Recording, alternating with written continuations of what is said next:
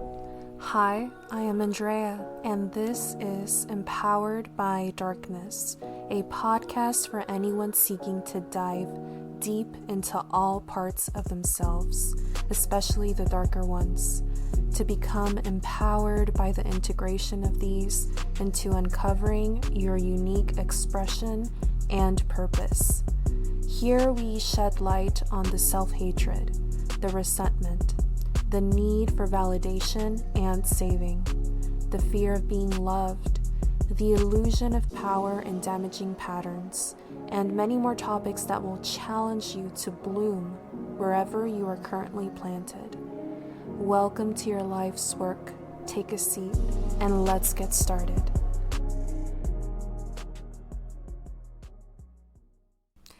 Hi, welcome back to the Empowered by Darkness podcast. We are now in a new year. Happy 2024. It is only appropriate that I would come back after weeks of being gone at the start of a new year. If I would have known that I would have been away from this platform for the time that I have been, I would have told you guys on my last upload, see you next year, because we are now starting off this new chapter, and I thought it was only appropriate to pretty much have this episode up by the first day of 2024.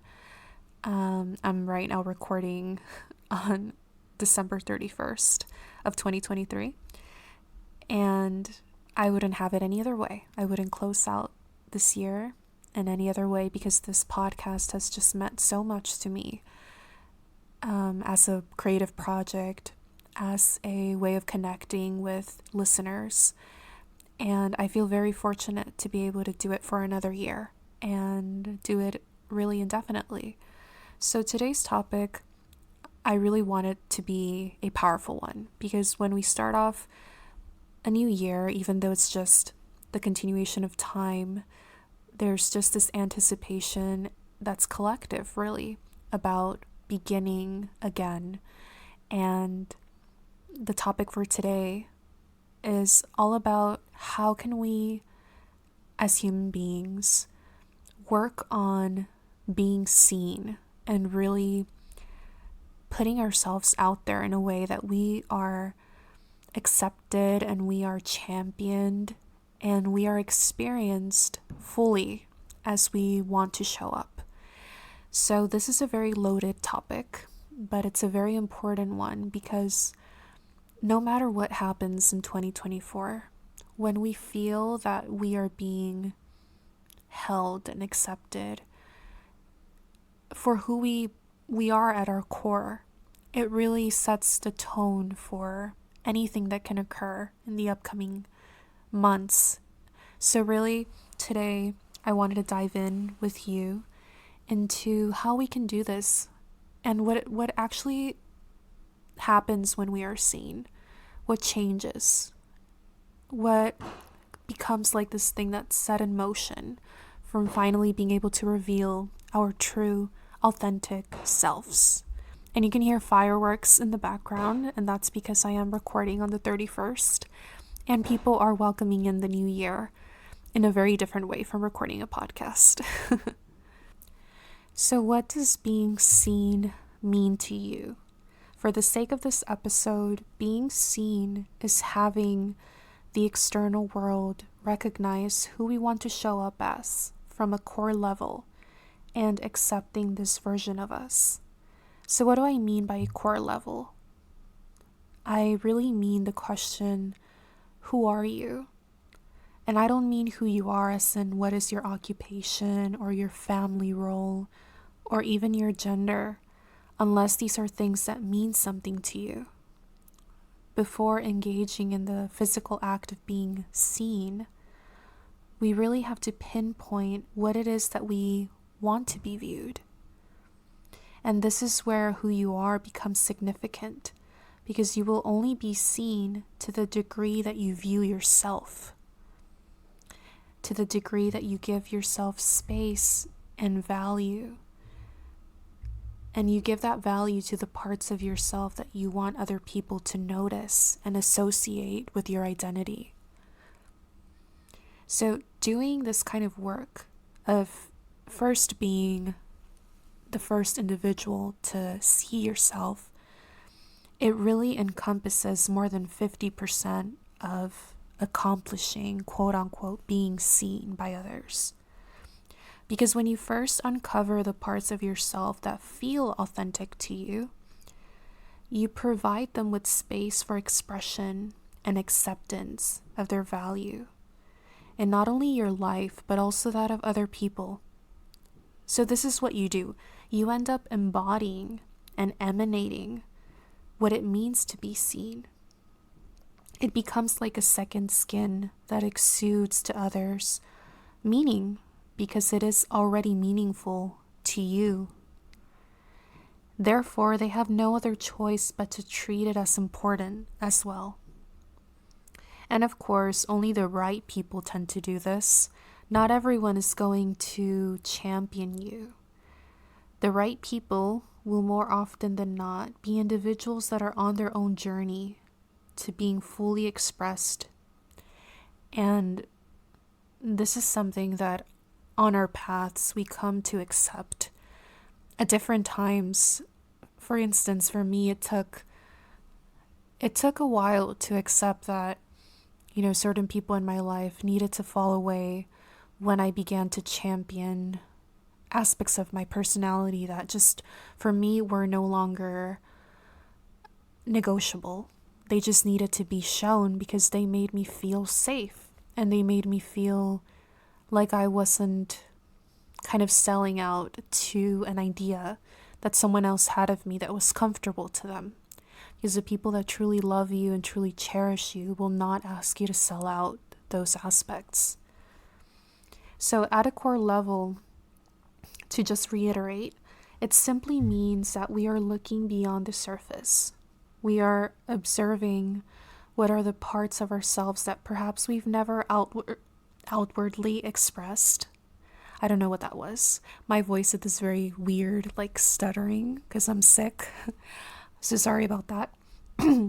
So, for instance, these parts could be our creativity, our spirituality, our silliness, our playfulness. So these kinds of parts of us, they feel meaningful, and leaving them hidden would quite literally suffocate us. With the passage of time, they would end up taking away from our unique light. And perhaps you don't know just now what these qualities are, because I didn't know when I began looking. And that's completely normal. I like to think that a way of pinpointing these is imagining the moments we have come alive fully in our lives. So what parts of ourselves were being shown in these moments? So think about like an instance in your life when perhaps someone noticed it and they pointed it out. Like, I remember I had a time when I was in college and I was like at a friend's gathering and I was dancing and I was really just being silly. I was being lighthearted.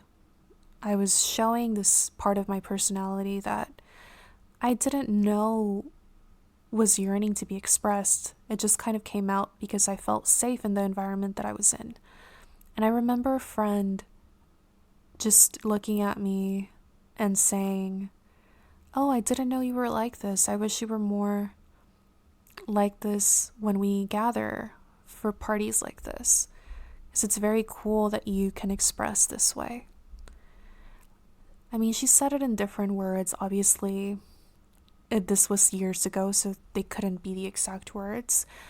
But I remember the sentiment was, I didn't know that this was important to you. And it's actually really cool to see you come alive in this party when you were usually like kind of like a bystander, like you were kind of in the sidelines. So in that moment, I started thinking, actually, like, I really value this about myself. I value like showing that I can be silly and I can be playful and I can also be the person that jumps on this podcast and talks about topics that are quite deep and quite at times spiritual. So I started thinking, like, I want this to be a part of what other people celebrate in me. And I don't want to feel like I need to be kind of condensed into one thing, because we're all so complex. And I don't know, this part of me just became meaningful. So I wanted to talk about why we are even recording an episode on being seen. Like, why is it important? And we actually hear it a lot that people that enter relationships treat being seen as a very important quality that they look for in partners. I'm sure that you have heard people like express literally, I want to be seen by my significant other. And that's a very, like I said, loaded term. Like, what do you mean by being seen? So I think this comes up mostly in romantic connections because of the intimate nature of them. And it usually like naturally leads to parts of ourselves coming up that aren't readily shared. So not all partners will see you this deeply. But either way, because they themselves are in the connection, trying to have an element of you seeing them at an intimate level, they're also striving for that. There's always going to be instances where you have a partner that, hasn't actually met themselves quite that deeply. Or because they, haven't expressed that which they're seeking recognition for. There's the possibility that in a connection, they just don't have the capability to see you in the way that you want to be seen. So even though that's what we hear in connections, like I crave being seen by another, a lot of the times it's not the case. And that's mainly due to the connection that you have with yourself. And you bring that to any relationship, not just a romantic one. So really, this whole term of being seen goes beyond the partnership realm. And I truly believe that a person can be seen by the people they surround themselves with, their chosen circle. And they can even be seen by the spaces that they occupy that are significant to them, like their job, like a religious group, their family, a particular team. So the reason it matters is because it is the beginning of a new life for ourselves. We're recording this on, a new year. So there's new expectations, there's new opportunities ahead, and there's new people that can finally take root in this soil that we have decided to water and showcase. And this soil is what can birth the self that we want to gain visibility for, because it matters to us that it's seen and appreciated. And let me just make a quick note that it's actually not about being validated. This is not the same as being seen, because validation is what we desire when there's no acceptance of what we want others to take notice of. So when there's first and foremost self-acceptance and value of these inner parts that we're bringing and outer parts as well, there's no need for validation. There's only a desire for the rest of the world to treat us like we have finally learned to treat ourselves. And we want the world to view us like we have learned to view ourselves. So how do we go about it? I'm going to read this quote from Le Beaugrand, and it says, "Your soul requires seeing, but it cannot be truly seen until you are willing to be vulnerable." I remember when I first started looking at the concept of vulnerability, it was fascinating to me. And I remember I read a lot from Brené Brown, who's done immense research on vulnerability. And the way that Brené Brown defines vulnerability is uncertainty, risk, and emotional exposure. So in her research on vulnerability, she has actually found two main things that are associated with being vulnerable. So the first one is that vulnerability is at the core of shame, fear, and struggle for worthiness. And these are all things that prevent you from being seen or feeling seen. And then the second thing is vulnerability is the birthplace of joy, creativity, and belonging, which are usually aspects that we associate with finding your identity and solidifying that so you can show it to others and have it be championed.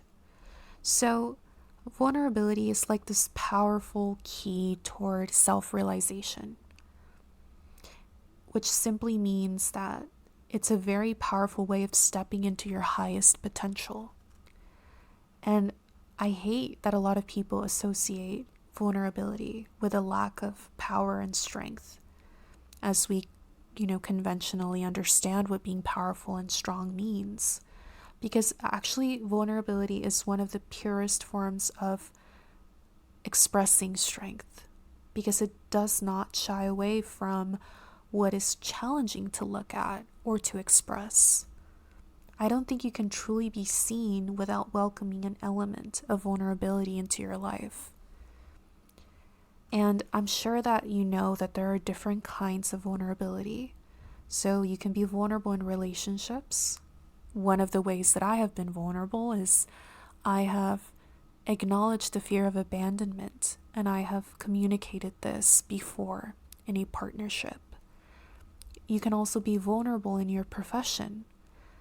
One way that I have really done this, and I've been transparent on the podcast, I have accepted that I do have an imposter syndrome, and I do have this sense of not being enough a lot of the times in my professional accomplishments.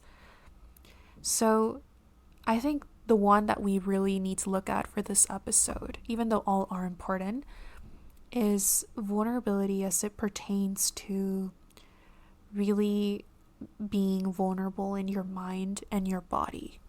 What do I mean by this? So a lot of people nowadays, and it pains me because I remember when I first started looking at vulnerability, I felt kind of like an outsider.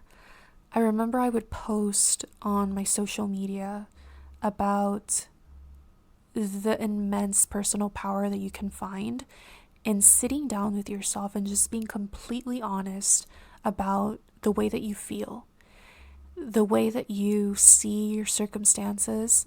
And sometimes that honesty can look like anger, can look like frustration, and it can reveal some ugly truths. But when you're honest and you just kind of let go of expectations that you have set for yourself or that other people have, and you just let it all on the table and you allow yourself to feel whatever needs to be felt, it is an opening. It literally creates space for more to come in that's been kept at bay, because you have closed yourself off to the possibility of something falling apart. And things are always falling apart and coming anew in life, and they happen most of the time outside of our control.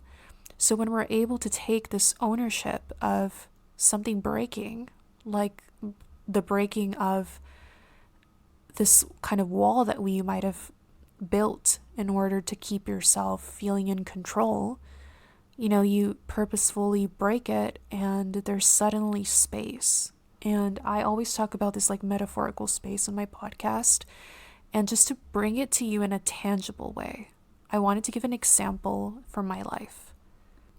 The first time that I was truly vulnerable with myself and then with other people was when I was in college, and I had become so fed up with instances in my educational experience in which I felt like I and other people that had a similar background to mine were at such a big disadvantage in many of the experiences that we were having in classes, and whenever we would, have this playing ground where, our instructors and everyone at school sold this playing ground as being even for everyone, because we all had the opportunity to pursue internships, to pursue studying abroad, and just these opportunities for excelling and for growth. And I was really tired of always having to, on the sidelines, behind closed doors, be trying extra hard, to just keep up with my classmates, my peers, because of circumstances that were outside of my control. Like, I remember I was juggling 2 jobs when I was in undergrad, and I was also like going through some things that were happening at home. Like, I have a single mother, and I was sending money back home, and I had imposter syndrome because all my life I had struggled to believe in the worth of my contributions, because I had come from, a background that, first of all, I had experienced trauma in childhood that made me believe that what I had to share wasn't worthy. But also, just I grew up in low income communities that it was just very difficult to believe that once I stemmed from that low income background and I went to a private elite college, that I would have something to share that would be as worthy as what somebody else had to share that had been living in that kind of environment all their lives. So all these things were like boiling up inside of me. And then the pandemic happened, and I was back home in all of the circumstances that I just shared that felt like very difficult and impossible. And I was being told, like, you need to perform like everybody else that is back in their homes that are, very privileged, and they're able to, obviously they have their own issues. I'm not saying that, like, woe is me, I was the only victim, but there were very real obstacles that were preventing me from performing at the same level that they were. And I didn't have my own room. I never had, time to really study. Like, there were many challenges that I had. I was also a caregiver, you name it. So there was a time where I sat down with myself and I journaled about this. And I'm like, I feel so angry. I feel let down by the system, by the educational system. I feel let down by myself, for not being able to advocate for me. And I just felt like I had purposefully shut myself out. I had created these barriers, and I was experiencing the impact of all of that silently, like I wasn't saying anything. So I reached a point where I was like, I need to write this down and communicate it to someone outside of myself, because I'm pretty sure that someone is going through the same experience and they're not saying anything. And this is such a big part of my identity. So cue that word in to what we were just talking about. What does it mean to be seen? It's truly coming to a core image of everything that's meaningful to you. And this was meaningful to me. And I knew that it had to be meaningful to another soul that was out there, either part of my school or just in whatever environment they were in. So I drafted an article. I remember the article was called A Mindful Education, and I said everything that was going on. I was very vulnerable. I remember talking about, like, my parents' school level, like saying that my mom had only studied until the 3rd grade, and my dad as well, like he didn't finish elementary school. And I knew that most of my peers, like, their parents had very important jobs. Like, they were like nurses, they were engineers, they were just in very, like, profitable careers. So, like, I remember I revealed many vulnerable parts of my life, like the fact that I shared a room with, like, 3 other people. And it was just like talking about those things. It was so empowering, because I was kind of like in this, like, mentality of, at this point, this is better than staying quiet, because I know that yes, people are going to look at what I'm saying and misconstrue it, because everything is always misconstrued, even if it comes with good intentions. But I put out the article, 1, for myself, and 2, for anyone that could be in a similar circumstance and felt like, darn it, I can't show this because it's going to either be, like, pushed to the side, or I'm going to be criticized for it, you name it. And actually, when I put this out, there were some educators in my school that didn't want to publish it, because they, for whatever reason, and I knew the reasons, I knew that it was, what I was saying was not depicting the institution in the best light possible, because they were claiming to create an even studying ground for everyone. But it was very clear that the ground was still uneven. And I knew that publishing the article for them and them putting their face behind this was saying, like, we're not able to fulfill this goal of ours.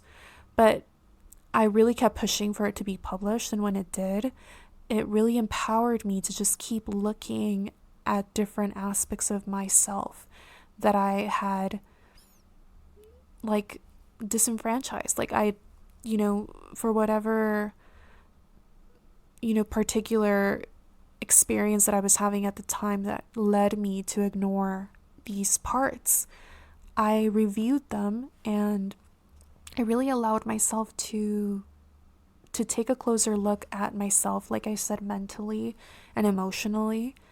And that's a big part of seeing yourself in a vulnerable light. So from this whole anecdote that I just gave that was longer than what I wanted it to be, I really want to pose the question, when was the last time that you checked in on yourself?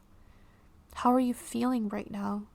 And becoming more aware of your thoughts, your emotions, and your physical self, it builds your comfortability with being vulnerable. It opens you up to showing up more consciously in your everyday life. And there is no longer this like shying away from the way something makes you feel and what it moves inside of you.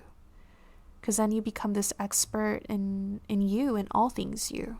And it empowers self-expression because it feels truthful to acknowledge more than others normally do.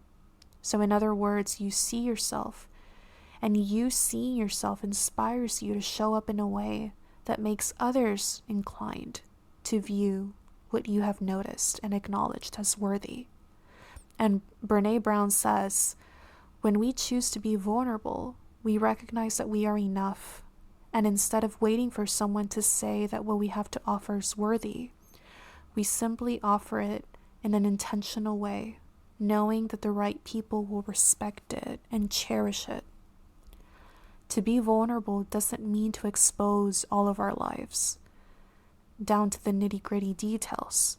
I'm not talking about full self-disclosure, because even in this podcast space that I have created where I talk a lot about my life and I give examples from personal details, I don't share everything, and I don't intend to ever do so, because a lot of the things, like I'm currently in grad school studying to be a therapist, and one of the things they tell us when we do role plays with other classmates, they tell us not to share something that we haven't fully processed. And there are many things that I'm still in the process of really working through that have happened in my life. And there are some that I have worked through for the majority, or for the most part, but I don't want to bring them to this space yet because it's just, I'm not ready to share them. And there are parts that I really take comfort in keeping for me. And I don't mean that vulnerability is this full self-disclosure. It's self-disclosure with a purpose, with an intention. And honestly, there's an element of discernment that we exercise whenever we do this sharing. So I wanted to give some practical advice, because whenever we talk about concepts like being seen, like feeling your emotions, like sitting with your thoughts, they become so abstract that no one wants to do them, or no one wants to be bothered to look into how to do them. And this is not a criticism, like, I get it, but some practical advice that I would give to start looking into these things is, I encourage you to find a daily practice that allows you to listen to yourself and exercise this vulnerability that we have been talking about. And it doesn't have to be a complicated practice. Just simply taking some time out of your day to connect to your truth, to what's, inside of you that's yearning for you to listen to. A practice like yoga, meditation, just 5 uninterrupted minutes of sitting with your morning coffee or sitting out in nature, or sitting in your car while you're waiting to go into work or to go into school or whatever commute that you have, where there are quite literally no electronic distractions, only your thoughts and only you. And my advice, feel what shows up. Sometimes we have to be pushed to extreme life circumstances, like health difficulties or experiencing something traumatic, for us to really find comfort in stillness instead of being cynical about it, or, kind of saying that you never have time for it or that there's no point to it. Like, I've really seen people in my life that have experienced very difficult events in their lives, and they have found a new respect for sitting still for 5 minutes and just sitting with their thoughts and not rushing to distract themselves. Because when you have like something so out of the blue and difficult and pressing that comes your way, it occupies so much of you emotionally that you start really yearning for just stillness. I know that I have in my own life experience, and I just hope that you don't have to be, pushed to discover the power of stillness through that. Because obviously I never wish upon anyone that they have to experience something traumatic to discover mindfulness on the other side. So for most of my listeners, that don't have a still practice and that haven't undergone a pressing experience like the ones that I described, just practicing discipline in choosing something and sticking with it for the long-term goal of showing up more freely and more embodied. That's the key, having discipline and having faith in what you're doing and not being cynical about it. I know so many individuals that are cynical about taking 5 minutes out of their day to just meditate on what they're feeling, because they think, what's the point? Nothing's going to come out of it, or there's really, they think that what they're doing is not conducive to what their goal is, because they're viewing their goal as something that they're going to get like right away, like a short-term aspiration. But seeking to be seen, I feel like you're going to be doing this all your life. When I come on this podcast and I talk about it, I never intend for any of these things that I bring up, these topics, to be a one and done deal. Like, growing into the most embodied version of you is probably going to happen throughout your entire life. And I think that's beautiful. I don't get dissuaded by that, because like, why would you want to be done with being embodied in like the next year? I want to constantly be evolving and growing and morphing into whatever comes up for me. I think that's inspiring. I don't know. Maybe that's food for thought for you. Like, would you want to just be done with evolving in the next year or so? Or would you want it to be a lifelong process? Okay, moving on. Another tip that I have for being seen in this year and like beyond is accepting that we are multifaceted beings, because this really liberates us to feel worthy of being seen at any given moment. So even when you are going through a period of your life in which you feel disempowered, having the courage to be open about the parts of yourself that are shaky during this time, it brings an element of realness and depth to who you are. Because you are embodying the full range of human emotion and experience, as opposed to just one side of the palette. And someone, I can assure you, will feel themselves identified with you. And that is just the way that life works. Because as individuals, we move in these unique trajectories that have assured pitfalls and assured successes. And being able to sit with the parts that aren't yet fully realized and they're still kind of goo, like when baby chicks are about to be hatched and they're still in like this kind of gooey form and not fully, they're not there yet. They're still being realized. I don't know. It's just being able to sit with the discomfort of being in that gooey, yucky, I don't want to say yucky, but, just not pleasant state. Being able to sit with that and say, you know what, if I were not in this form first, I wouldn't be the full chicken. Like, I wouldn't be realized. So it's just a part of the process. I think the metaphor that I used wasn't the best one, but you get what I mean. Like, I didn't want to use the butterfly example because everyone uses it, like being in a cocoon and then, like being a chrysalis and then being a full realized butterfly. But you have to have every stage. You can't just jump from one to the other. And not a lot of people can come onto like platforms like this one, a podcast, or just anything, like voice it to the people around them. Not a lot of people can come and say, I'm standing in my like yucky, gooey formation phase, and I am proud of it because this is a part of who I am. And you're probably going to be in this phase, like if not, you're already on it. And there's meaning to it. Like, you can't just skip through what's naturally part of your process of evolution. So similarly, you can be one thing and at the same time be another. So you can be outspoken, but you can also be reserved when you feel a personal need to retreat and reassess your way of communicating. I know that I have been both, and I have been proud of being both and wanting to be seen for being both, because I hate being placed in a box of, oh, she's very outspoken because she has a podcast.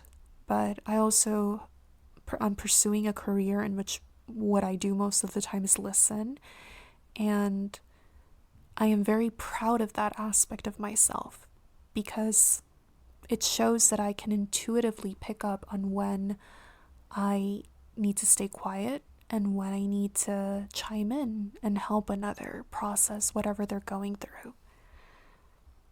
And changing rapidly doesn't mean that you don't have a solid identity or that you don't know who you are.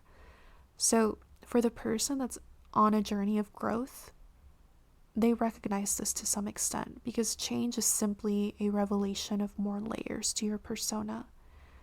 The fact that one aspect of your identity is more prominent than the ones from your past doesn't mean that these past aspects aren't still a part of you. In fact, they had to be a part of your trajectory for the current version of you to exist. And making peace with this and exercising vulnerability and acceptance for this truth, it is a powerful step toward being seen because you gain depth as a person. You also gain the ability to see yourself with respect through changing seasons in life, and you inspire others to do the same. To give you an example of this, because I know it's another abstract statement that kind of needs to be grounded. So, for instance, in my past, I used to be very driven by constantly being in connection with other people. I was a people person. So I had a lot of friends and, relationships that I was very fond of, and I was a giver in those connections. Like, I really enjoyed being in community and being able to interact with others and the exchange and what you got from that exchange. It was an energy, it was just a state of being that was very enjoyable to me at the time. And I mean, for whatever, there were purposefully, I was doing a lot of those things for the wrong intentions. Like, at the time in my podcast, I've spoken about it, I was using connection as a distraction from uncomfortable emotions. But outside of that, I had come to base my identity on being able to give to other people in connection and being able to just get a lot of liveliness, and I felt very embodied whenever I was with these friendships that shared a lot of my interests. So then, when through the passage of time and through committing to healing, I went through a period of isolation and I became more of an introvert. I remember that I felt like kind of that part of me that was more in community had kind of died a little bit. Like, I don't know how to explain it. I just felt like my identity was shifting, and I started to think very one-sided, like only one thing could be me. Like either I was an introvert or I was this person that loved and got a lot from being in community. So then I had to like reassess, like make peace with the fact that these were all parts of me and I wanted them all to be seen equally as worthy. So then that's when the whole multifaceted thing comes into play. Like we are different, we show different parts of ourselves, and they come to life a lot of the time at different phases in life that need those parts to come to life. Like my isolated phase needed to come to fruition when I was in the depths of healing deep trauma because I couldn't be in community. I just couldn't be as lively as I normally was with other people when I was looking at like childhood trauma that I faced, like when I was 10. So what I mean to say is they were still a part of me. They were just being expressed at different times, and I didn't need to forgo one for the other. So my next tip is when you are trying to get on this path of trying to see yourself more deeply and having others view you, I recommend finding something to help you stay connected to who you are. So I've actually found that creativity is a very powerful avenue for remaining committed to viewing yourself fully. So kind of being free from the inhibitions of the ego and the outside influences that we are constantly being bombarded by. Creative endeavors kind of do this for us. They help us free ourselves from the inhibitions that our ego brings, or something else like our family, our friendships, the social circles that we are a part of. Creative endeavors, they fill our cup and they bring us face to face with what's happening inside of us. They help this information be channeled into something physical that reminds us that there is value in truthful expression of our innermost parts.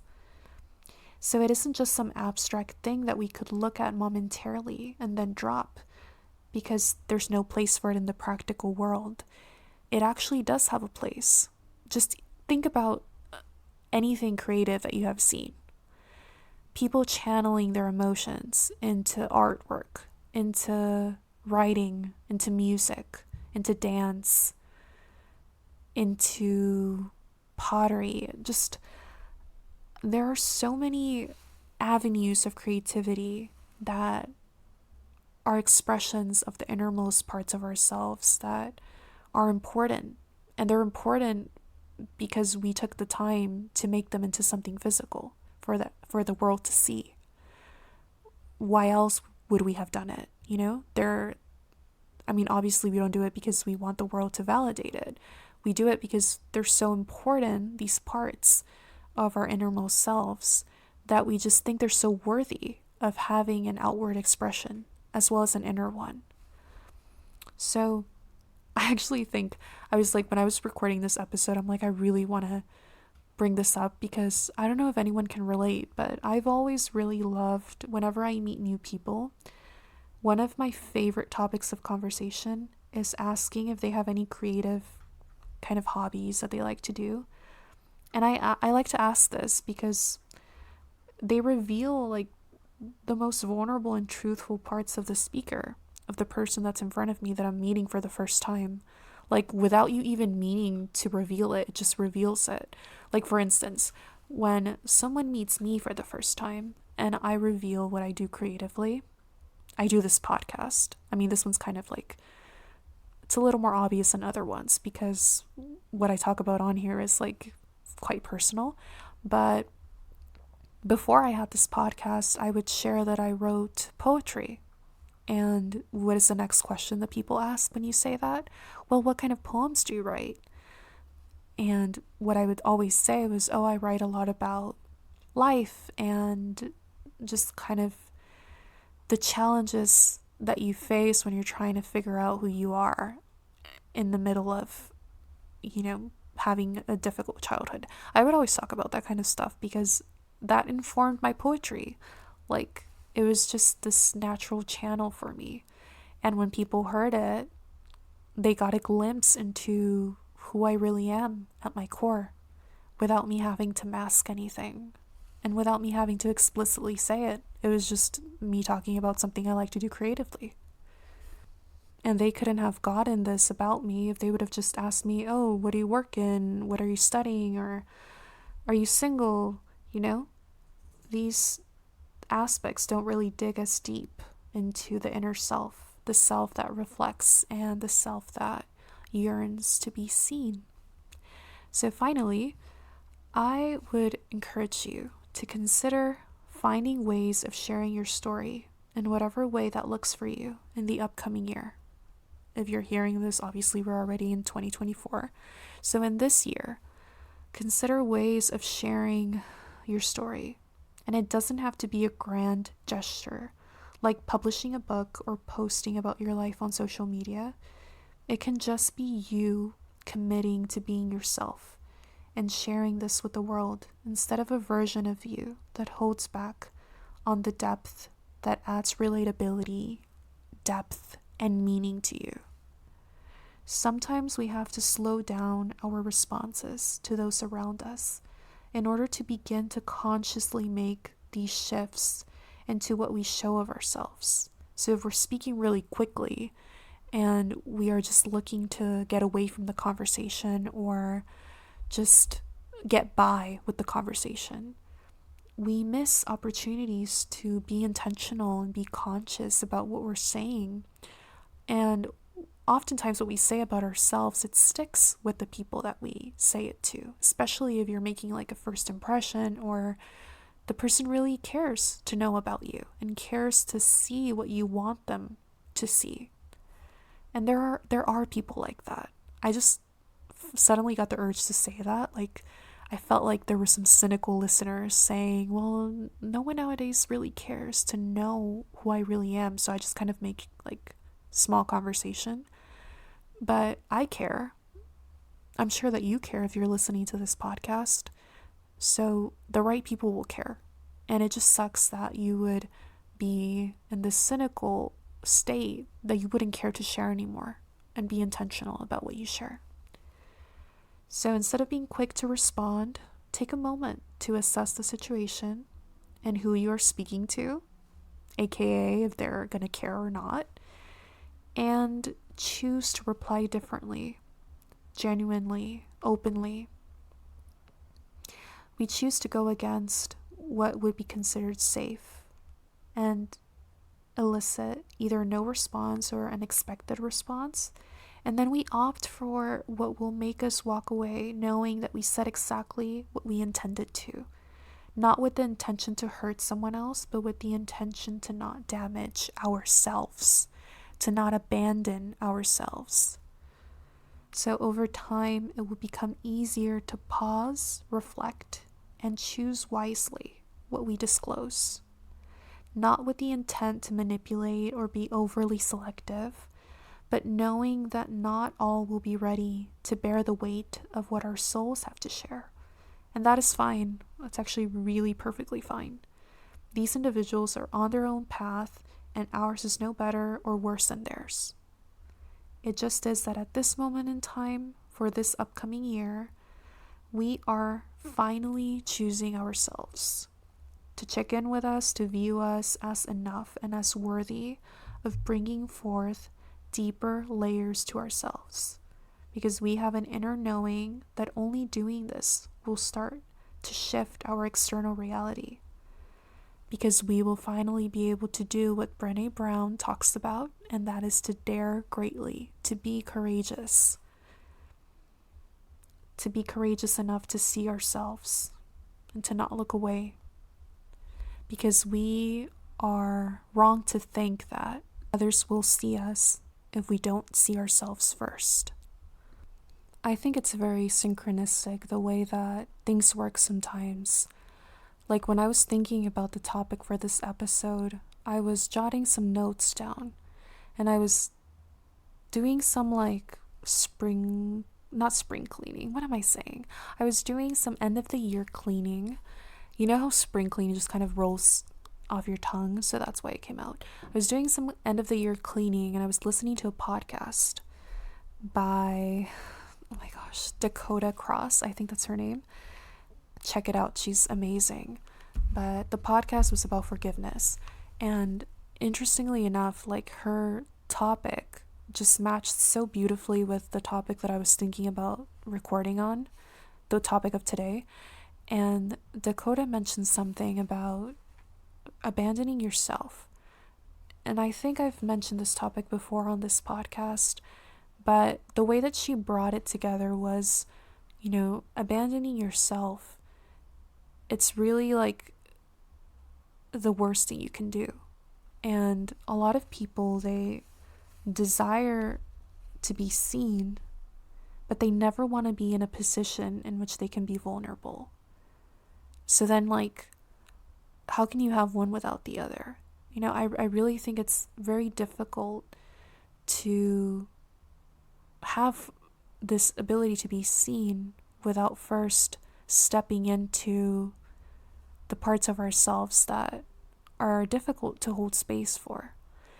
And Dakota mentioned something about when she abandoned herself, it was she was allowing things into her life from a space of wanting to avoid sitting with herself and wanting to avoid feeling her emotions. And it's not I'm saying these things, and she said it beautifully. She was I'm not reflecting on this to punish myself because of my past decisions. It's to do better. It's to finally turn the page. And I think her resolution for 2024 was to just be there for herself in every way possible. And that's the simplest way of summarizing how to be seen. Be there for yourself, show up for yourself, and just freaking radically love everything that comes up, because that's how you champion yourself, and others can start to learn the ropes of your thinking about yourself and your feeling about yourself, because you have that power over others. You know yourself better than anyone, and it'll be a shame if you would abandon yourself one more year to be seen in a way that didn't touch the core of who you know yourself to be. So that's the end of today's episode. I am so happy to be back and excited for the episodes of this new year. I have a lot of things planned for you guys. I actually sat yesterday and I was doing some planning for the podcast, and it was the butterflies came all over again, of planning this project. When I first planned it and I uploaded my first episodes, it came back all over again, and it was so exciting, and I fell in love with it again, and I just can't wait. So if you like this episode, please leave a comment, leave an emoji, leave a rating if you would be so kind to take the time out of your day to do so. It means the world when you guys do that, and it brings the biggest smile to my face, and I'm just so grateful. I'm wishing you a beautiful 2024, filled with everything you desire for it to be filled with. I love you. Thank you. Talk to you soon. Bye.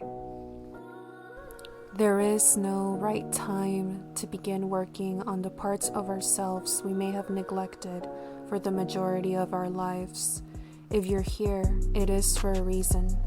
I am so proud of you for asking the tough questions and delving into what comes of these. May you find the deepest healing and transformation on this path. Thank you.